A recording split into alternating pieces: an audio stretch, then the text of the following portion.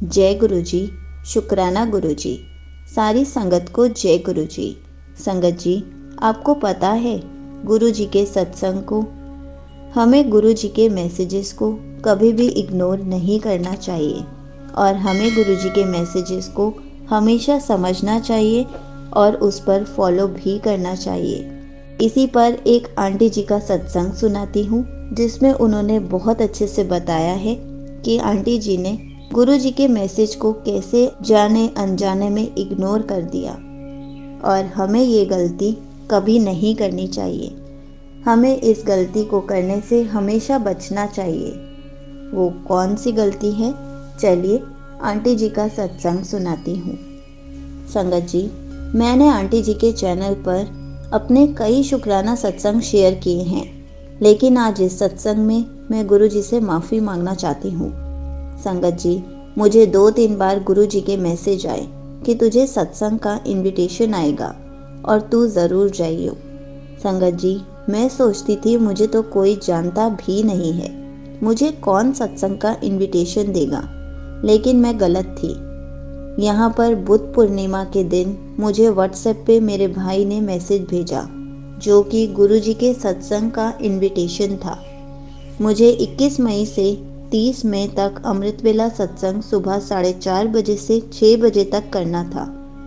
मैंने मैसेज देखा लेकिन मैंने ध्यान नहीं दिया। मैंने सोचा मैं किसके साथ जाऊंगी। मेरा भाई गुरुजी से इतना कनेक्टेड नहीं है, उसे भी शायद किसी संगत का मैसेज आया होगा और उसने वो मैसेज मुझे फॉरवर्ड कर दिया। मेरा भाई मेरे साथ बड़े मंदिर गया था, लेकिन आज मेरी मम्मी जब हमारी बिल्डिंग में रहने वाली एक आंटी जी के साथ गुरु जी के सत्संग में गई तो उसी वेन्यू पे जिसका इनविटेशन मुझे मेरे भाई ने भी भेजा था। तो संगत जी, मेरी मम्मी ने मुझसे आकर पूछा कि बेटा, तुझे भी सत्संग का मैसेज आया होगा, तू भी तो गुरु जी को मानती है। तो मैंने अपनी मम्मी से कहा कि मम्मी, मैं गुरु जी को मानती हूँ लेकिन किसी संगत के साथ कनेक्टेड नहीं हूँ।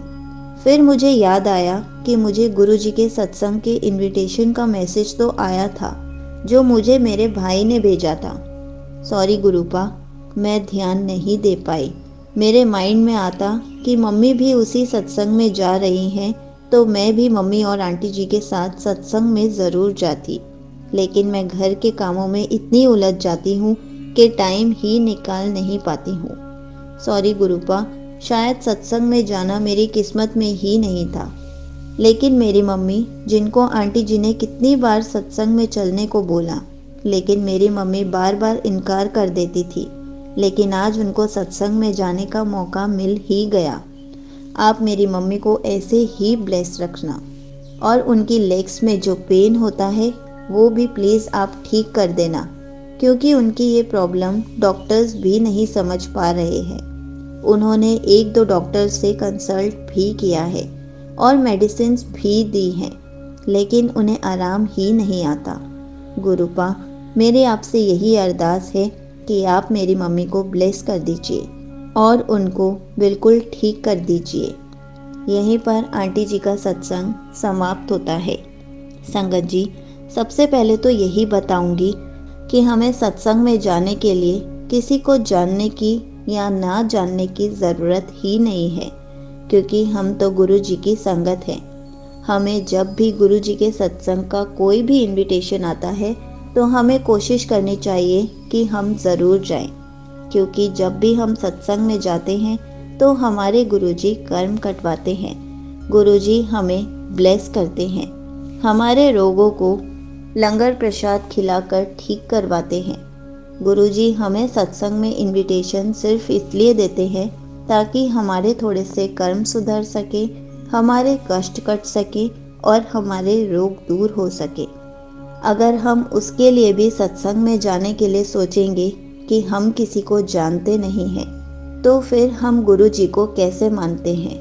अगर हम गुरु जी को सच्चे मन से मानते हैं तो हमारे मन में तो ये थॉट्स आने ही नहीं चाहिए, क्योंकि हम किसी पार्टी में नहीं जा रहे, हम तो सत्संग में जा रहे हैं जिसमें गुरु जी का बुलावा आया है।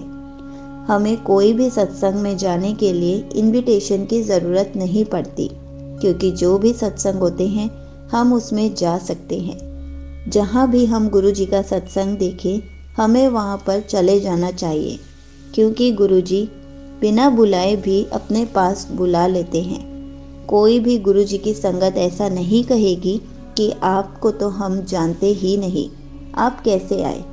कोई भी संगत होगी ऐसा नहीं कहेगी। गुरु जी का सत्संग जहाँ भी होता है ओपन दरबार होता है, कोई भी आ सकता है, बिना बुलावे के भी जा सकता है।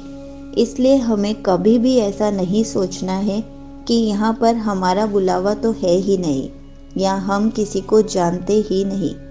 हम गुरु जी से मिलने जा रहे हैं, गुरु जी को टाइम देने जा रहे हैं, अपने कष्ट कटवाने जा रहे हैं, अपने रोग ठीक करवाने के लिए जा रहे हैं, हम ब्लेस होने के लिए जा रहे हैं। हमें बस यही सोचना है। इसलिए हमें हमेशा कोशिश करनी चाहिए कि कोई भी हमारे घर के आसपास या थोड़ी सी दूर पर भी हम जा सकते हों तो हमें गुरु जी के सत्संग में ज़रूर जाना चाहिए। हमें सत्संग को कभी भी इग्नोर नहीं करना चाहिए। जय गुरु जी। शुक्राना गुरु जी।